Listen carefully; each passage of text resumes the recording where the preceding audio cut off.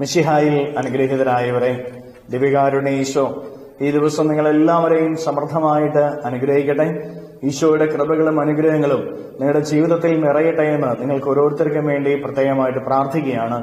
വിശുദ്ധ യോഹന്നാന്റെ സുവിശേഷത്തിന്റെ 14-ാമത്തെ അധ്യായത്തിന്റെ 14-ാമത്തെ തിരുവചനത്തിലൂടെ ഈശോ നമ്മെ പഠിപ്പിക്കുകയാണ്, നിങ്ങൾ എന്റെ നാമത്തിൽ എന്നോട് എന്ത് ചോദിച്ചാലും ഞാനത് നിങ്ങൾക്ക് സാധിച്ചു തരുമെന്ന്. യേശുവിന്റെ നാമം വിശുദ്ധമായ നാമമാണ്. ഈശോയുടെ മുമ്പിൽ ഈശോയുടെ നാമത്തിൽ നമ്മൾ ചോദിക്കാൻ നിൽക്കുമ്പോൾ ഈശോയുടെ നാമം വിശുദ്ധ നാമമാണെന്നുള്ള ബോധ്യത്തില് വിശുദ്ധമായതേ ചോദിക്കാവൂ. ഈശോയുടെ നാമം ഉന്നതമായ നാമമാണ്.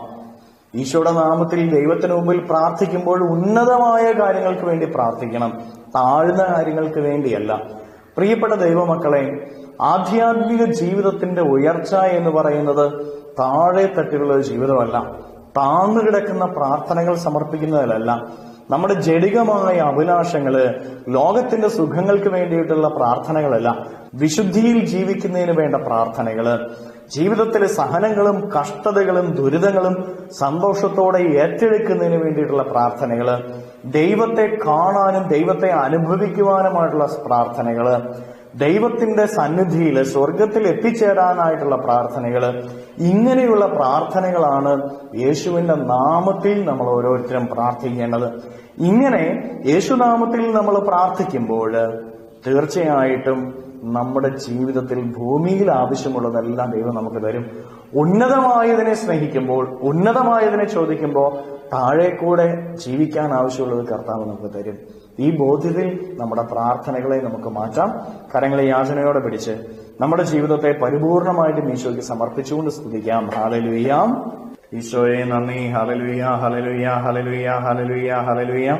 കർത്താവായ ഈശോയെ, ഉന്നതമായവയെ സ്നേഹിക്കുവാൻ, ഉന്നതത്തിലുള്ളവയെ ലക്ഷ്യം വെച്ച് ജീവിക്കുവാൻ ഞങ്ങളെ സഹായിക്കണമേ. കർത്താവെ, ഞങ്ങളുടെ ജീവിതത്തെ അനുഗ്രഹിക്കണമേ.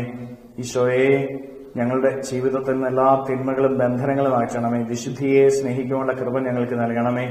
ഈശോയെ, ദിവ്യകാരുണ്യത്താൽ ഇവരെ ആശീർവദിക്കുമ്പോൾ ഇവരുടെ ജീവിതത്തിന്റെ വഴികളെ തകർക്കുന്ന, ഇവരുടെ കുടുംബങ്ങളെ തകർക്കുന്ന, അധ്വാന മേഖലകളെ തകർക്കുന്ന എല്ലാ തിന്മകളും ബന്ധനങ്ങളും പിശാചിന്റെ ഉപദ്രവങ്ങളും നാരകീയ ശക്തികൾ ഇവരുടെ ജീവിതത്തിൽ നിന്ന് നിർവീര്യമായി തീരട്ടെ എന്ന് കൽപ്പിക്കുന്നു.